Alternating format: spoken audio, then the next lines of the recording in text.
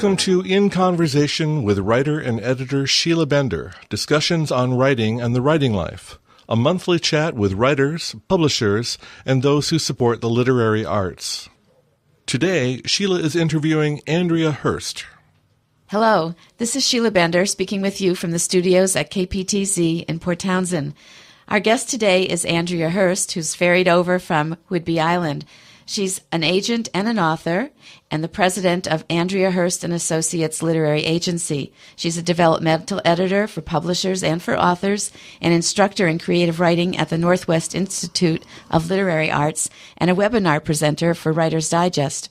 Her passion for books drives her to find and write stories that take readers on a journey to another place and leave them with an unforgettable impression. She is the author of The Lazy Dog's Guide to Enlightenment and Everybody's Natural Food Cookbook, and she co-authored A Book of Miracles. Her most recent book is a novel, The Guest Book, which takes place on an island she calls Madrona, one very much like Whidbey Island, where she lives and came to us from today. Her website is www.andreahurst.com. Hello, Andrea. Welcome, and thank you so much for taking the time from what seems like a very busy life to talk more in a different way about books and the writing life. As I read your bio, I realize that you're an agent. That's how I first met you at the Whidbey Island Writers Conference. You were there in your capacity as agent that year that I was there, and so much more.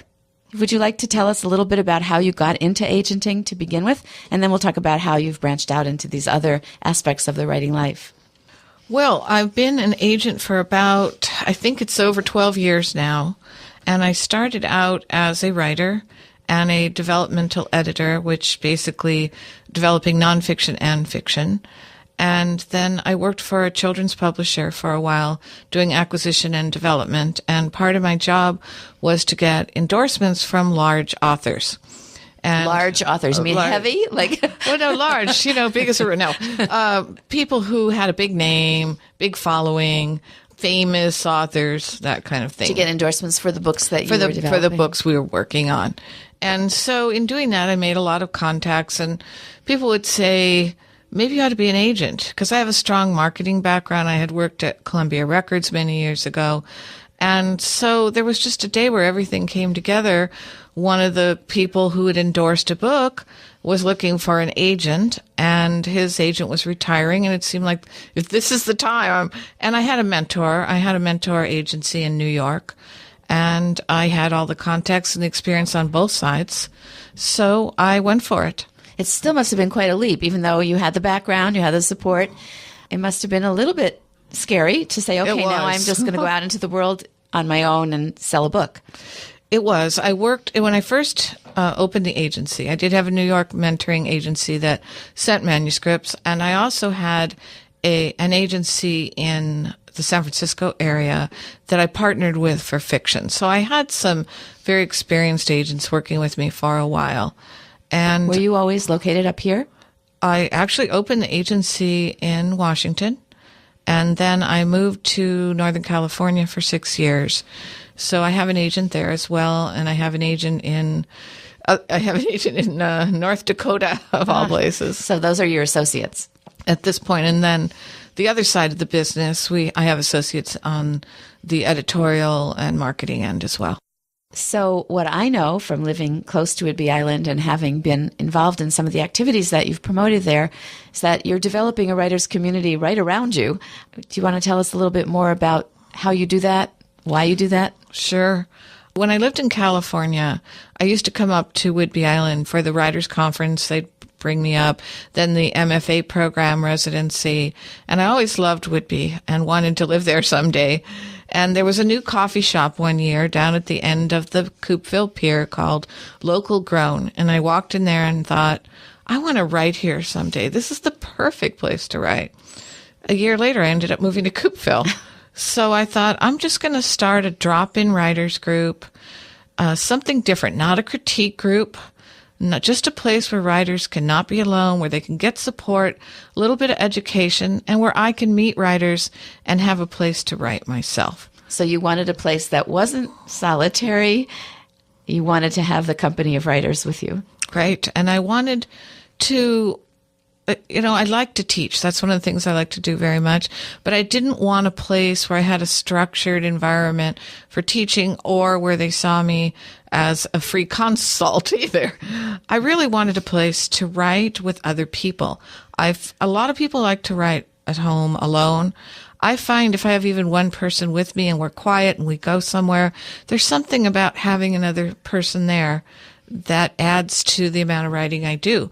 And the group has been amazing. The people that continue to come to Just Right have all been published, either self-published or traditionally published. It's amazing how much writing's getting done and the kind of support that comes out of the group. Is that where you wrote a lot of your new book, the guest book? The guest book started, actually, I was not living on Whidbey, and I was staying at a bed and breakfast in Clinton. And my friend I was with, she kept reading the bed and the guest book. And finally I said, why is it so interesting? And she said, well, it's got people's lives and it's fascinating to me. And all of a sudden I just clicked in my mind, what a great book idea. So it was inspired on Whidbey Island. And how would you sum up that idea from the actual guest book to your novel? The guest book the name of the book is The Guest Book. That's because it plays a big part. The protagonist, she inherits a bed and breakfast from a grandmother that's passed away and left behind the last guest book from the inn. And so in many ways, the guest book, the letters in it, the recipes in it, the stories inspire my protagonist on her journey once she gets to the island. And you named the island Madrona. Yes, after the beautiful madrona trees that are everywhere. And I wanted to be able to use fictitious places as well. So Madrona's a little bit of Whidbey, a little bit of Laconner, a little bit of Orcas, but probably a lot more Whidbey. You wrote the book in its entirety before you moved up to Washington, or? No, it was, there was a draft. There was a good draft done. And I'd been coming quite often to do research and to teach. And is that how you began to go to other islands, like Orcas Island, or to other areas like Laconner? Right. So your interest in your book kind of spurred your interest in seeing more of the region, or the other way around? I had lived here, and there are so many beautiful places to see.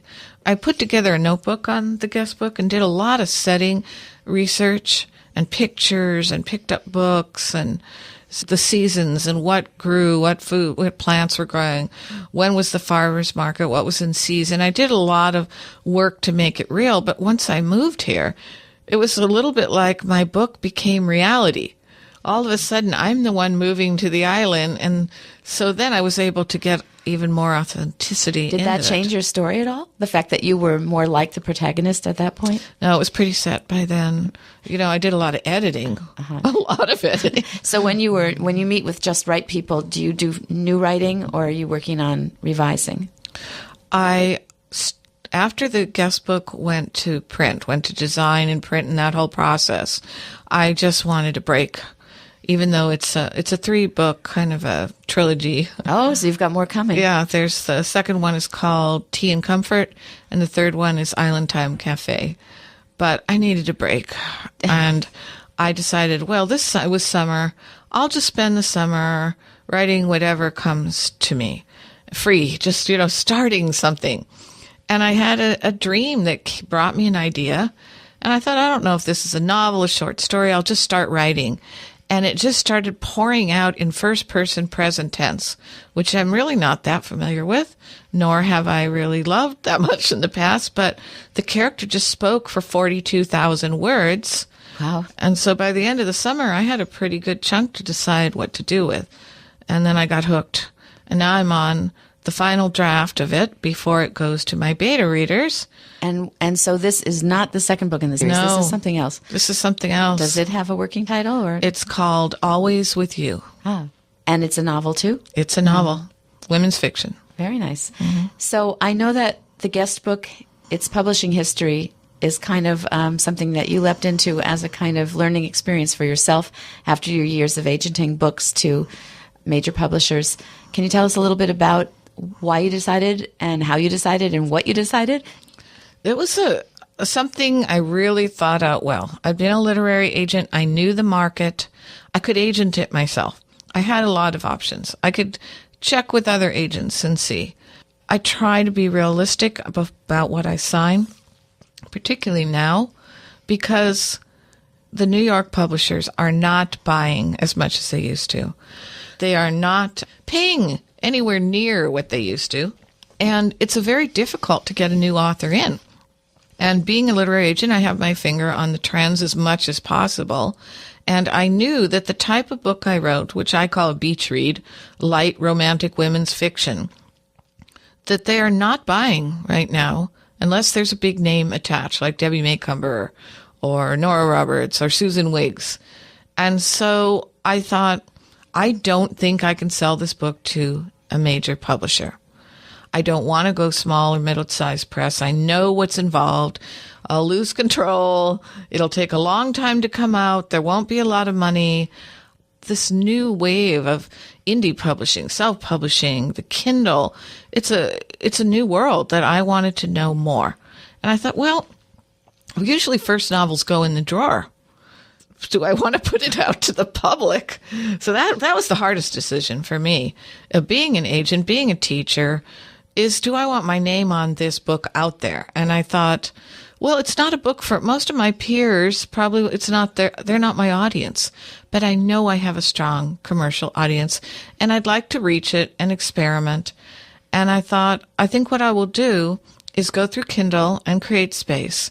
Then I can learn from the inside out exactly the process of self-publishing. What's it really like? How hard is it to get readers? How hard is it to make money? How does it all work?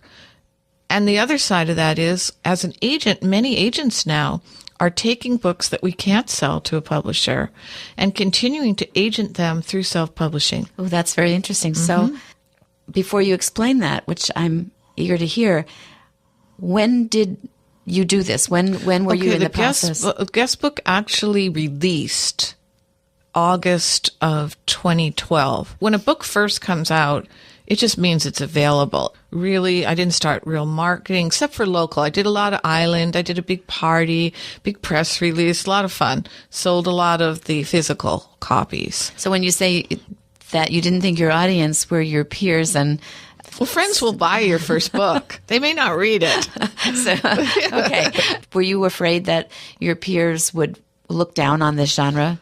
Honestly, I did have that thought, particularly the MFA program, who embraced me in the book with open arms. I mean, a lot of it's in my head, but I know that serious literary fiction writers often frown upon commercial product.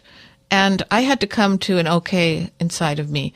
This is what I wrote. It was fun. I know people will enjoy it. I have no delusion that this is anything but a fun beach read. And my first. Once I was okay with it in myself, it really doesn't matter now. So you didn't use a pen name? It's no, out there in your name. Which I did consider, and I thought that's kind of, it doesn't make sense because I have a name that's known in certain circles. Why not use it? I have the website. I have all that exposure that I can bring over to the side of being an author. So in the end, you don't really feel that it was a problem to do that. It's just another side of you, another story you had to tell. It's been a fascinating journey, a lot of fun. You are listening to KPTZ 91.9 Port Townsend. In case you've just joined us, you are listening to In Conversation with Sheila Bender, discussions on writing and the writing life. Today, Sheila is interviewing Andrea Hurst. Tell us about that journey, and then we'll get back to the idea about agenting books that are self-published. So I looked around. There's many options. I decided to go with Kindle and create space. Because even though some people see Amazon as whatever, a gobbling monster, I don't. I will say it here. I don't. I see if it wasn't Amazon, it would be someone else. They had the vision of the future of publishing. It had to change. Amazon happens to be the company that locked into it. I don't fight it. At first I did. I thought, oh gosh, maybe this won't happen too fast and everything will stay the same and I'll be able to retire someday and I won't have to deal with this. Oh no, it came. My 30-year-old son who's in computer said, you better get with it fast. And he was right. And so were many people. So I would rather join it and work with it and see what can I do with it. I still work with New York publishers. I didn't have to give up one for the other. I learned a lot. I learned about how, for instance, cover design, when it's printed by print on demand, does not work the same as a standard publisher that doesn't use print on demand.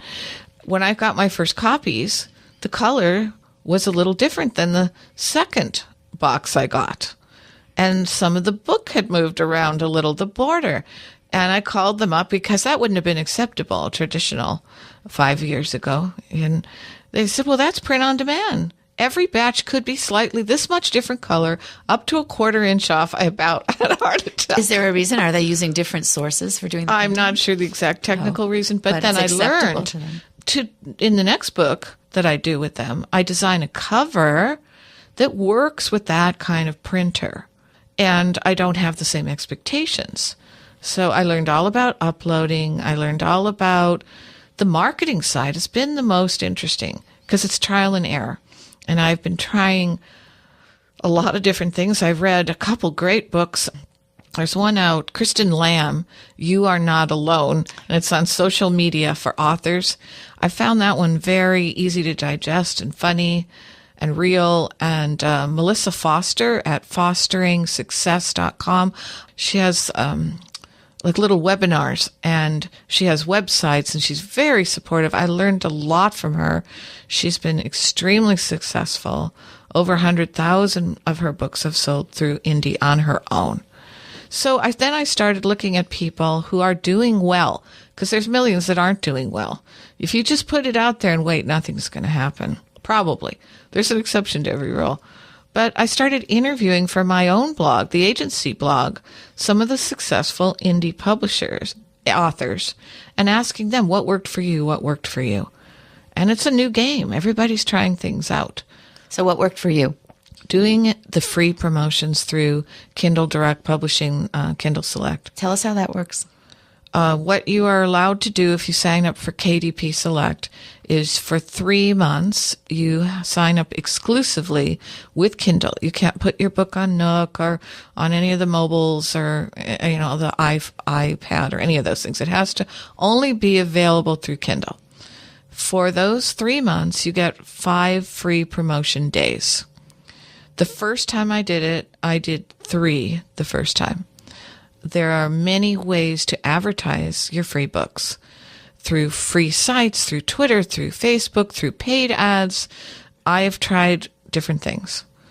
Readers, there's pros and cons. Some people say if you offer it for free, you're going to lose value, or if you offer it for 99 cents. Each step of the way, I've had to go what has felt right for me with my book and my audience. So what were your decisions? The free books.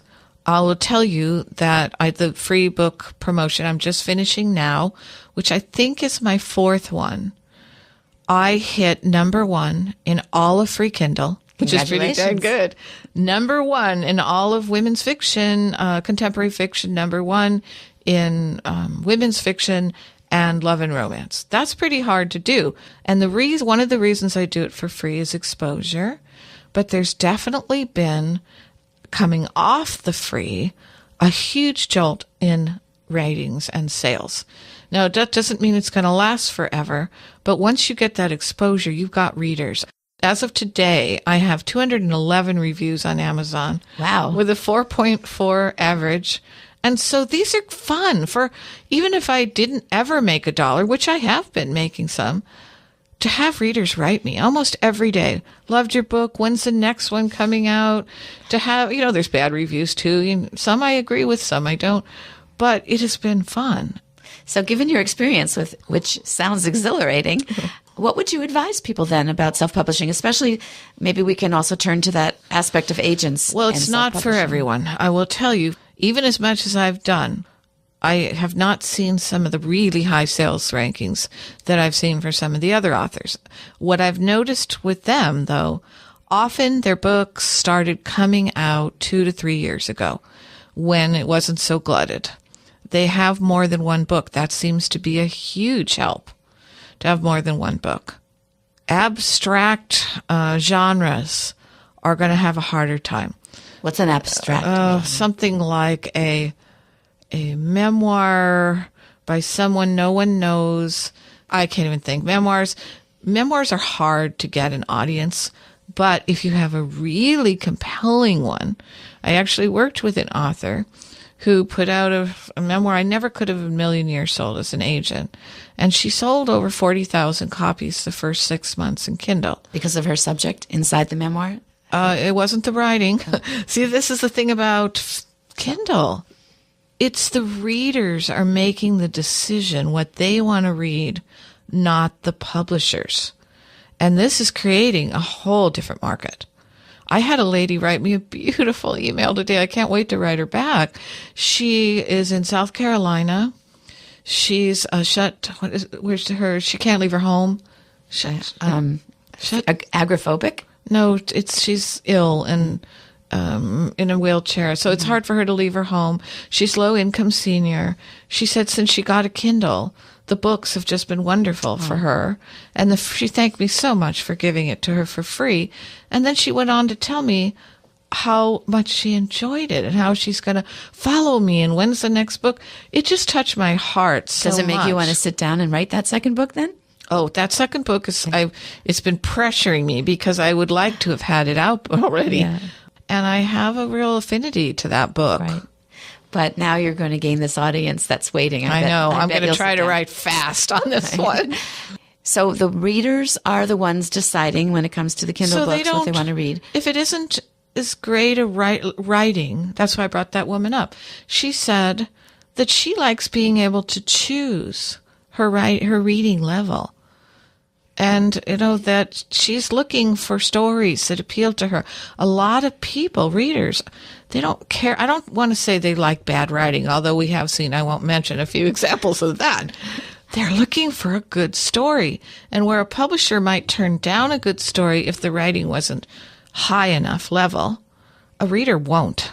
A lot of readers won't. That's really interesting. Mm-hmm. It is. So we've had these gatekeepers in place for years, kind of dictating what's available on the shelves. Exactly. Because they're educated in literature, literary writing and genre writing, and now we have a whole other crop of outpouring from writers that have not passed through those gateways. Right. So a lot of people in book publishing are very upset by that, people in agenting too. It's changing everything. Yeah, they think that our own standards as a population are going to go down. Do you have any comment on that?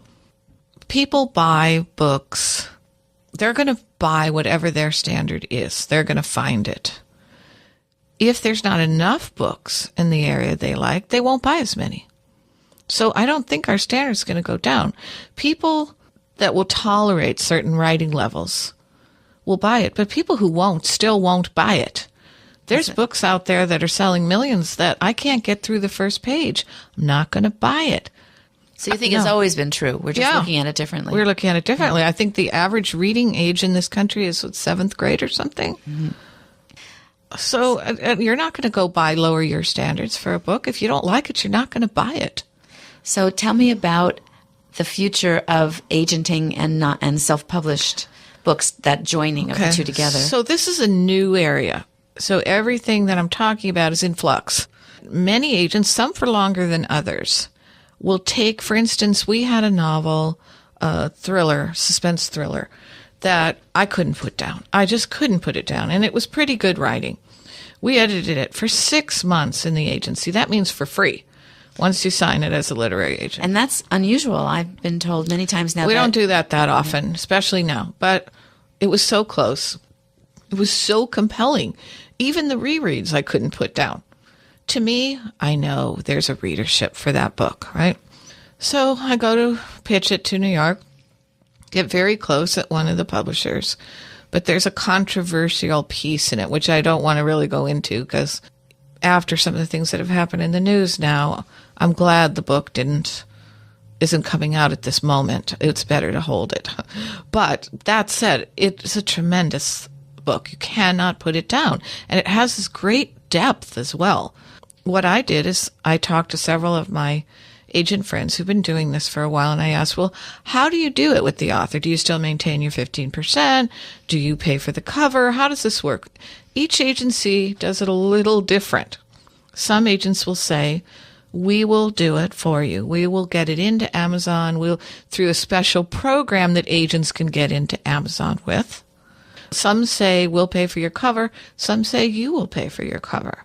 Some take 10%. Some take 15%. What does it mean get into Amazon? Anyone can publish their book on Kindle and create space. But some agents, if they sign in a certain agreement with Amazon, they have a way to go into Amazon as an agent with their books. So there's the cloud of having the agent behind you and having the books with you. So to us, the purchaser, do those books somehow appear in a different list or look different? Are they as if they come from Amazon as a publisher? I can't really. No, they're not coming from Amazon as a publisher.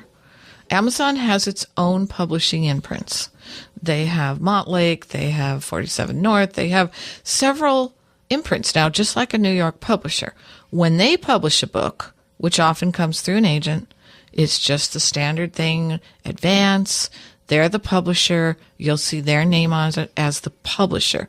You won't see Amazon. So this special route that an agent has to take a self-published book? Well, I don't know what some of them are doing. They may have given themselves a publishing name. We did not. I tried one so far, and we've held off promoting it because it hits a news cord. But what we did is we had done editing for 6 months. We were invested. We're invested in it selling. Now, no matter what. I provided the cover, the copy edit. It doesn't mean I'm going to do it again, but this is what we tried this time. Then we put it out and we consult on the marketing. We handle the financial piece. So you'll be having a percentage of the profits from the book. And it does have an imprint name. We did not use an imprint name on this one. Who is it published by then? Create Space and Kindle. Okay. But you are behind it. We only did Kindle, actually. So it's published by Kindle. So I think I am getting a good idea of how the agents might work with an author in the self-publishing field. If I continue to do this, I might get an imprint name. It's just new. It's very new. And we only have a few minutes here to finish our conversation. But just like most of the people I have heard speak about publishing, you've used that phrase, influx. Nobody really knows how it's all going to sort out. But like your son told you, we better step forward and we better start learning what's out there so that we can have a good time with it instead of ignoring it or feeling burdened by it. So I want to thank you so much for sharing your experience today, for telling us about the inception of your book. And I know that I'm eager to read it and learn more about my area. Thank you so much. Thank you, Sheila. In Conversation is produced by Sheila Bender and edited by Charlie Fleischman. Production coordinator is Mike Schlexer. Announcer is Kurt Vanderslice.